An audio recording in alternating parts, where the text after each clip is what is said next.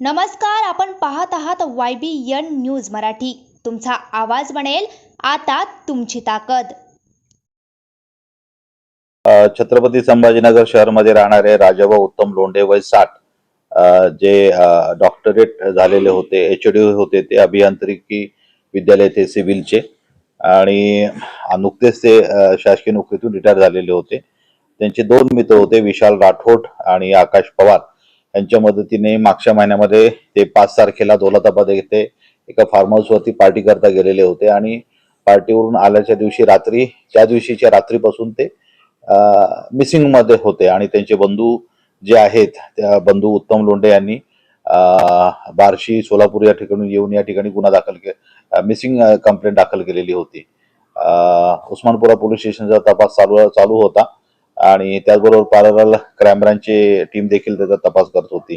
2 दिवसापूर्वी त्यांचे बंधूंनी माझी देखील भेट घेतलेली होती आणि त्याच्या अनुषंगाने काही महत्वाचे कॉन्ट्राडिक्शन आणि डेव्हलपमेंट झालेले होते, ज्याच्यामध्ये आम्ही गुन्हा दाखल केला 14 तारखेला, ज्याच्यामध्ये किडनॅपिंगचा गुन्हा दाखल करून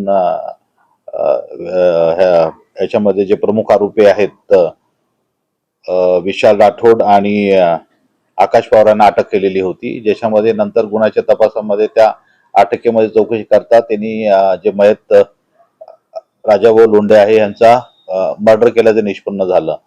घटना अशी झाली की 5 तारखेला त्यांनी पार्टी केल्यानंतर त्यांचे पैशाचे एकमेकांचे हे होते, काही त्याची देणेघेणे होते, कारण की खतरो के खिलाडी सारखा त्यांना एक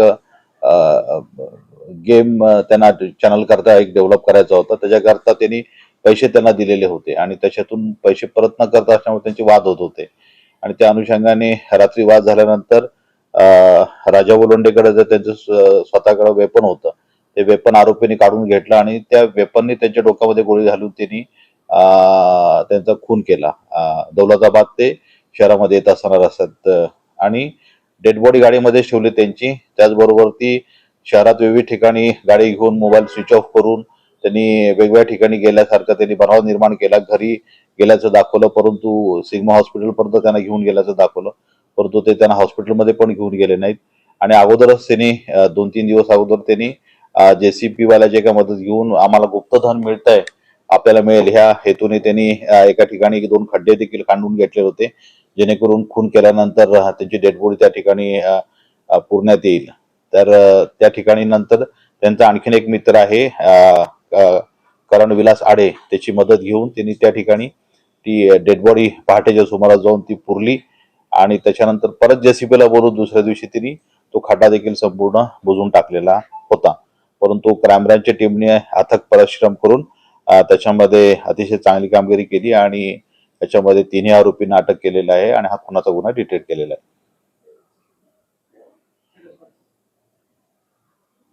हा, ते जे मयत आहे त्यांचा मोबाईल जो आहे, हे आरोपी पुण्याला घेऊन गेलेले होते आणि तिथं त्यांनी लक्ष्मी रोडला तो मोबाईल त्यांनी स्विच ऑन केलेला होता आणि त्या व्हॉट्सअपवरती त्यांनी स्टेटस ठेवलं होतं की मला संपर्क साधू नका आणि मी 20-25 दिवस बाहेर आहे. परंतु ते जे स्टेटस करता व्हॉट्सअपचं जे इंग्लिश होतं लँग्वेज, ते अतिशय म्हणजे चुकीची लँग्वेज होती, कारण की हे मयत जे आहेत राजाभाऊ लोंढे हे IIT शिकलेले होते आणि अशा उच्च शिक्षित असलेल्या व्यक्तीकडून अशा प्रकारे इंग्लिश असणं हे अपेक्षित नव्हतं. तर त्याच ठिकाणी आम्हाला शंका निर्माण झालेली होती आणि नंतर पुढच्या गोष्टी जुळून आल्या व्यवस्थित.